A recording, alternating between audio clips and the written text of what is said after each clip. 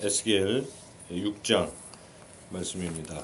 에스겔 6장 말씀은 하나님께서 에스겔에게 전하라 하신 그 말씀인데, 그 내용이 우상 숭배를 심판하시겠다, 그런 말씀이죠. 여기 이제 산당이라는 말이 나오는데, 이 산당에서 이제 우상 숭배를 했습니다. 산당이 우상 숭배의 온상이 되었던 것이죠. 산당은 무엇인가? 이스라엘 백성이 가나안 땅, 하나님의 은혜로 가나안 땅에 이렇게 들어갔는데, 이 산당들이 있었습니다. 산당은 가나안 족속들이 우상을 숭배하던 그러한 자리들이었죠. 그래서 하나님께서 들어가면 산당을 철폐하고 가나안 민족을 내쫓고, 그래서 우상들을 다 제거하라, 이렇게 분명히 말씀하셨는데, 이스라엘 백성들은 그 말씀을 듣지 않았던 것입니다. 그래서 하나님께서는 실로라는 곳에, 처음에는 실로라는 곳에서만 예배를 드리도록 그렇게 말씀하셨는데, 이스라엘 백성들이 자꾸 성전인 실로에서 예배를 드리지 않고 산당에서 예배를 드리기 시작했고, 그러다가 블레셋에게 그 실로 성전까지 이제 무너지게 됐죠. 언약궤를 빼앗기고, 이제 이러면서 일시적으로 이제 예배를 드릴 처소가 없게 되고, 그래서 하나님께서 하는 수 없이 그 산당에서 임시적으로 예배를 드리게는 허락은 해주셨죠. 그래서 다윗이나 이런 기브온 산당, 예를 들면 솔로몬도 처음에는 기브온 산당에서 하나님을 예배하긴 했지만, 하나님께서 솔로몬을 통해서 다시 예루살렘 성전을 이렇게 세우게 하신 그 이후부터는 이제 산당은 다 철폐하고 온전히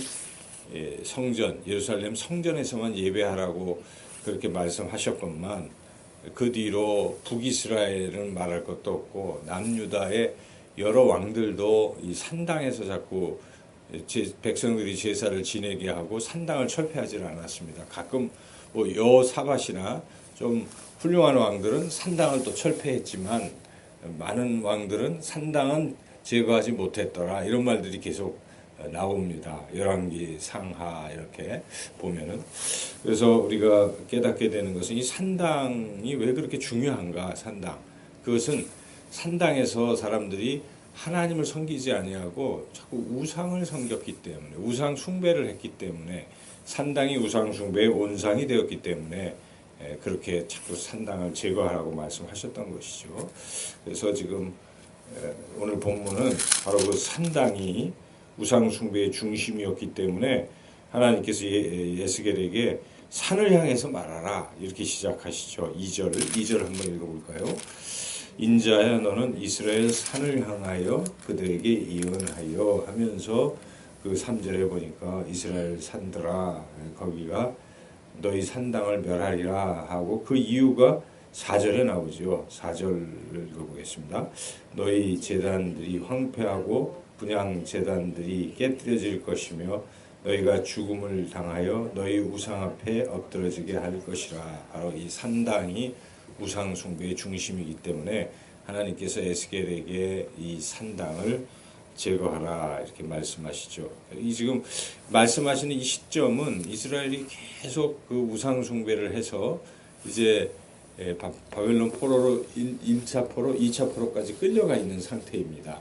마지막 3차 포로로 끌려가면서 예루살렘 성전도 회파되고 완전히 다 멸망되는 시점은 앞으로 한 6년 정도, 6, 7년 정도밖에 남지 않은 이 기간에 주시는 말씀인데, 이 마지막 그 순간에조차도 이스라엘 백성들은 산당을 제거하거나 우상 숭배를 그만두는 그런 일을 안 하고 있는 것이죠, 지금. 그래서 하나님께서 우상 숭배하지 않도록 산당 제거할 것이다 하는 것을 지금 말씀하시고 있습니다. 그래서 이와 같이 그 계속되는 말씀은 이 산당을 제거하시고, 거기에 이스라엘 백성들, 우상 숭배하는 이들이 우상 옆에 같이 죽임을 당할 것이고 하는 이제 이런 것들을 말씀하고 있습니다. 우리가 이제 이 우상 숭배라는 것을 생각해 보게 되는데요. 하나님이 가장 싫어하시는 것들 중에 하나가 우상 숭배라는 것입니다. 그래서 우상 숭배를 해서는 안 되는데, 우상 숭배가 무엇인가? 1차 떠오르는 것은 우리가 이제 명절 때마다 제사를 지내는 것.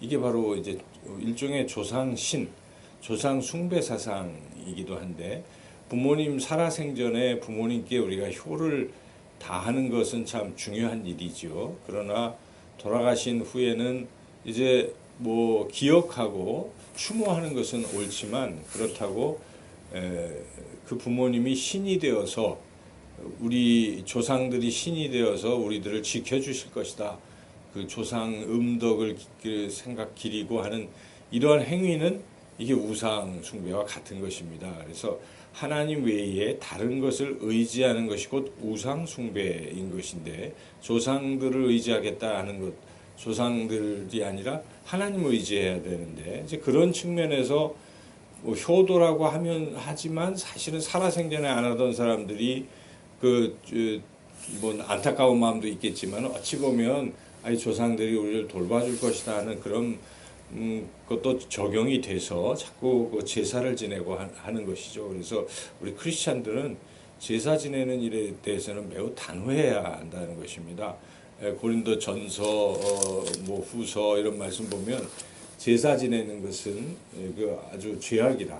이것은 그 사탄에게 절하는 것과 같은 것이다. 이렇게 말씀하고 있기 때문에 우리가 이 명절이나 이제 뭐 내일은 신정, 그러겠죠. 그럴 때마다 믿지 않는 사람들은 제사를 지내려고 참 하는데, 그래서는 안 됩니다. 그래서 우리가 뭐 추도 예배를 통해서 하나님께 영광을 돌리는 것은 가능하겠지만은, 그러나 조상에게 절하거나 조상에게 뭐 음식을 차려놓거나 뭐 그 앞에서 절하고 이러는 것은 우리가 해서는 안 될 일이죠. 그래서 철저히 그런 부분을 우리가 금해야 되는 것이고, 우상 숭배라는 것은 본질이 꼭 그렇게 조상 제사 지내는 것만 국한하는 게 아닙니다.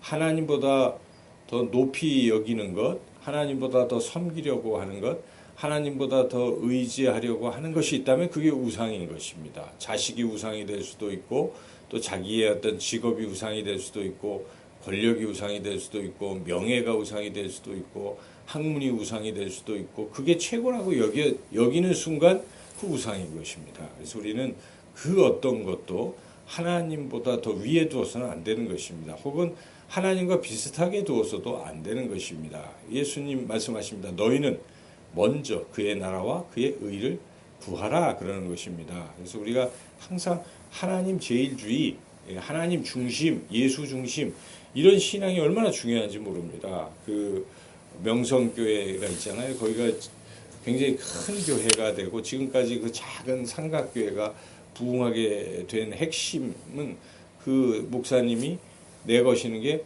예수 중심이거든요. 거기는 오직 예수, 오직 예수의 타이틀이.